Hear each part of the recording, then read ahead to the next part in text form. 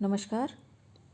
BA part second में Indian music में आज हम बात करेंगे भारतीय संगीत के विकास के बारे में। आज हम बात करेंगे कि भारतीय संगीत का विकास किस तरह से हुआ, संगीत का उदय किस तरह से हुआ और आगे आगे इसका विकास किस क्रम में हुआ।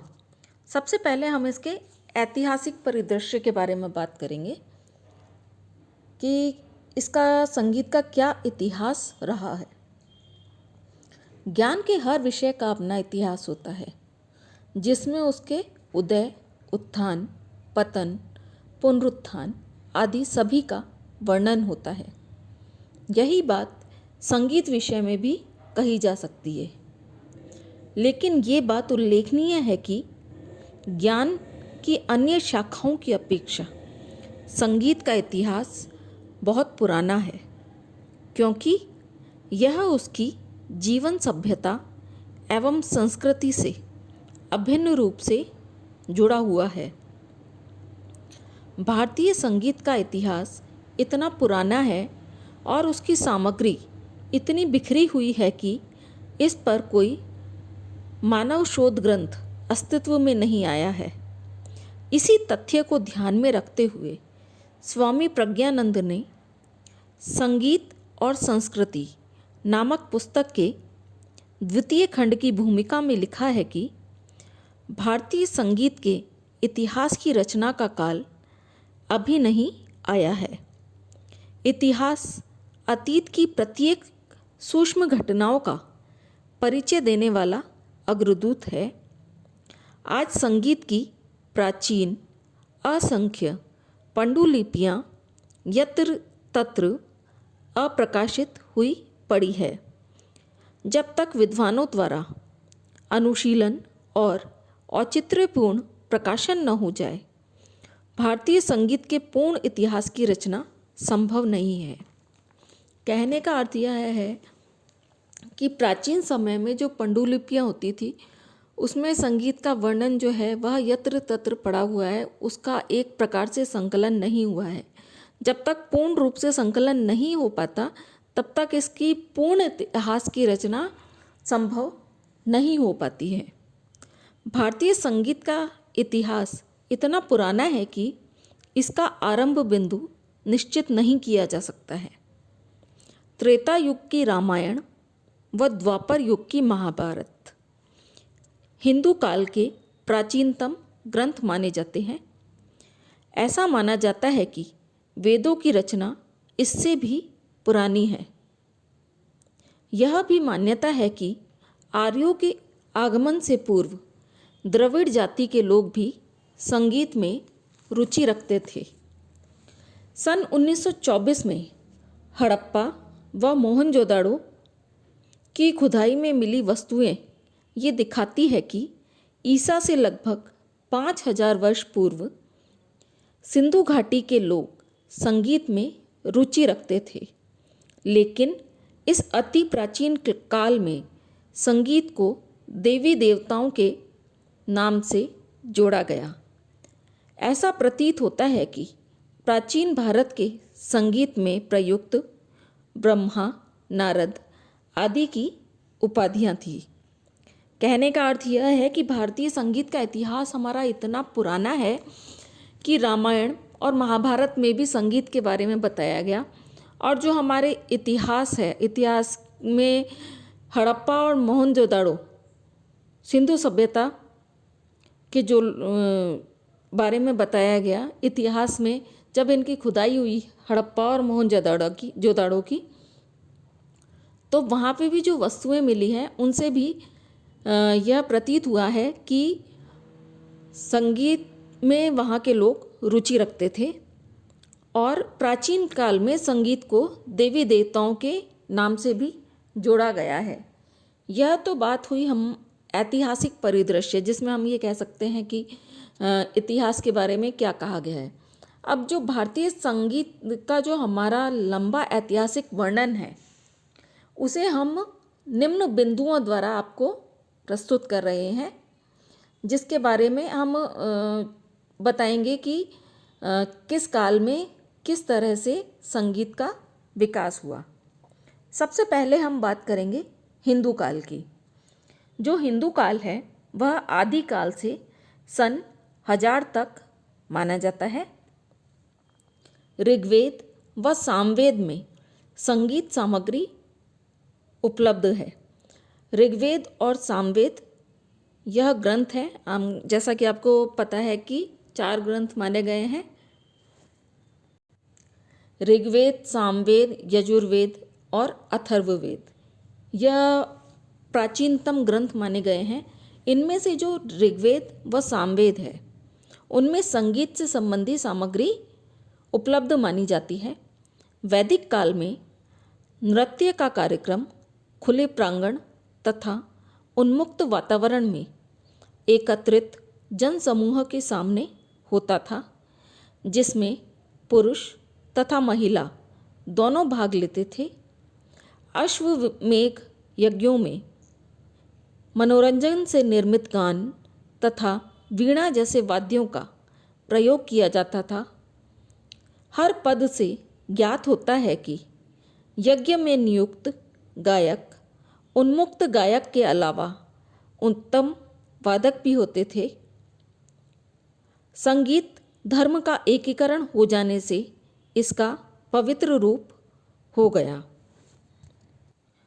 हम आपको यह बताना चाह रहे हैं कि वैदिक काल में जो नृत्य के कार्यक्रम होते थे वह खुले प्रांगण में जनसमूह के सामने होते थे, जिसमें कि स्त्री और पुरुष दोनों ही भाग लेते थे।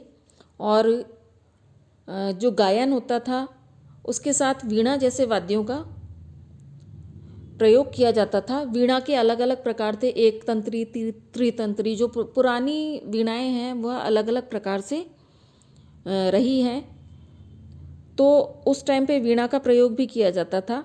और हर पद जो यज्ञ में जो पद लिए जाते थे, जैसे पुराने समय में सामगान का प्रयोग होता था।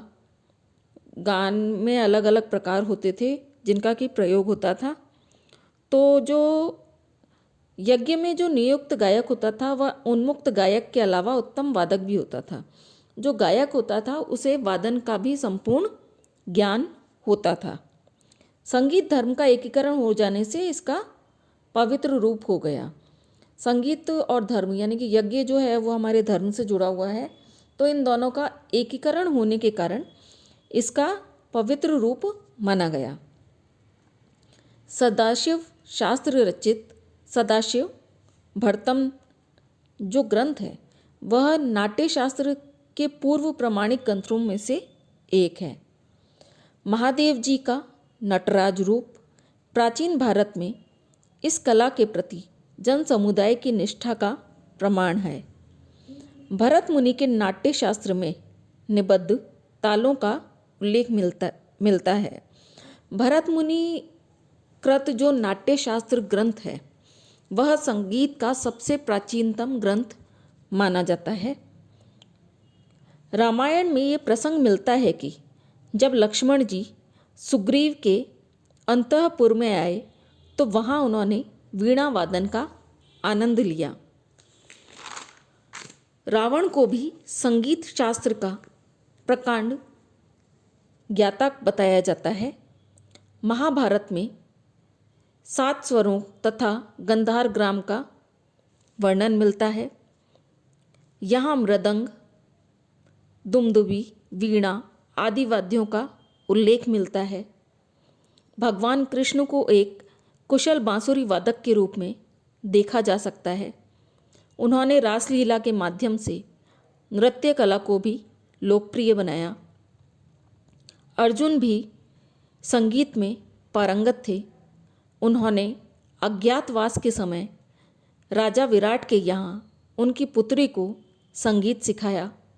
रामायण और महाभारत के युद्ध में इन जातियों के महत्व को व्यक्त करने तथा वर्णाक्षरों के बंधनों को तोड़ने का प्रयास शुरू हुआ।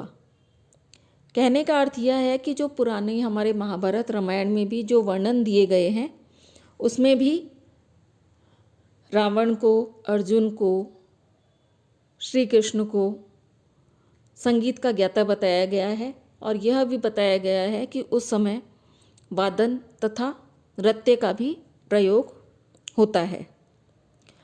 जब इन बंधनों को तोड़ने का प्रयास शुरू हुआ तो सर्वसाधारण लोग जो हैं वे भी संगीत के क्षेत्र में आगे आए। डोंब जाति के लोग संगीत प्रियता के लिए प्रसिद्ध थे। इस युग में वीणा वादकों के लिए प्रतियोगिताएं होती थीं, जिसमें विजेता को पुरस्कार व राजाश्रय प्राप्त होता था। इस युग में वीणा वादन में प्रमुख स्थान ग्रहण कर लिया था। जब वीणा वादन ने प्रथम प्रमुख स्थान ग्रहण किया तो उसके बाद अलग अलग प्रकार की वीणाएं प्रचार में आई, जिनमें कि त्रिपंची, महती, कच्छपी आदि वीणाएं प्रमुख थी। मौर्य काल में संगीत मनोरंजन का साधन बन गया, जिससे उसकी नैतिक मर्यादा में कमी आने लगी। यह भी देखा जाता है कि अब संगीत ने राजनीतिक दृष्टि से महत्व धारण किया। सम्राट कनिष्क के द्वारा उनके दरबार में अफगानिस्तान व चीन के संगीतकारों को रखा गया। यूनानी नेता सेल्यूकस की बेटी उत्तम संगीतकार थी, जिसने चंद्रगुप्त मौर्य से विवाह करके भारत व यूनानी संगीत के बीच समागम स्थापित किया।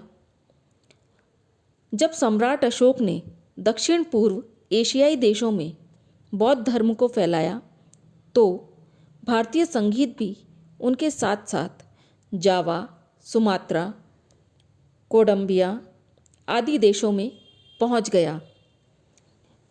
कहने का अर्थ यह है, मौर्य काल में जो संगीत है हमारा, वह से मनोरंजन का साधन तो बना, पर वह एक नैतिकता से अलग होकर राजनीतिक दृष्टि से भी महत्व धारण करने लगा।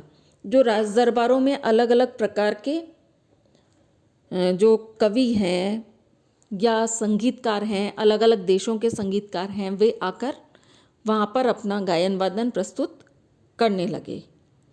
डॉक्टर अरुण कुमार सेन ने कहा है, उनकी जो पुस्तक है भारतीय तालों का शास्त्रीय विवेचन, डॉक्टर अरुण कुमार सेन की यह पुस्तक है। इसमें ये लिखते हैं कि इस काल में भारतीय संस्कृति, साहित्य, शिल्पकला और संगीत आदि सभी क्षेत्रों में बड़ी उन्नति हुई। महाराजा विक्रमादित्य बड़े संगीत व साहित्य प्रेमी थे। महाराजा विक्रमादित्य के बारे में भी यह बताया जाता है कि वे संगीत और साहित्य से बहुत अधिक प्रेम रखते थे। फिर आई बात राजपूत काल में। राजपूत काल में संगीत का महत्व इस प्रकार देखा जाता है कि विजयदशमी पर होने वाली दुर्गा पूजा भव्य गायन वादन के साथ संपन्न की जाती थी। इस काल में महाकवि जयदेव ने गीत गोविंद नामक पुस्तक की रचना की।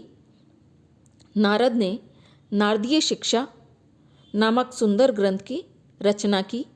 लेकिन अब समाज के अनेक वर्ग अपने अपने तरीकों से संगीत का विकास करने लगे और संकीर्ण दृष्टिकोणों के कारण संगीत में अलग अलग घराने बन गए। यह बात हमने करी हिंदू काल की, जिसमें कि आपको वैदिक काल के बारे में बताया गया। फिर महाभारत और रामायण के बारे में भी बताया गया। फिर उसके बाद हमने आपको मौर्य काल में किस प्रकार संगीत का जो आगे बढ़ा संगीत राजनीतिक दृष्टि से, उस बारे में बताया। फिर उसके बाद राजपूत काल में हमने आपको बताया कि अलग अलग ग्रंथों की भी रचना हुई। फिर राजपूत काल के बाद अलग लोग बाग संगीत का विकास तो हुआ, पर उसके अलग अलग घराने बन गए, जिसके बारे में हम अगले वीडियो में बात करेंगे। धन्यवाद।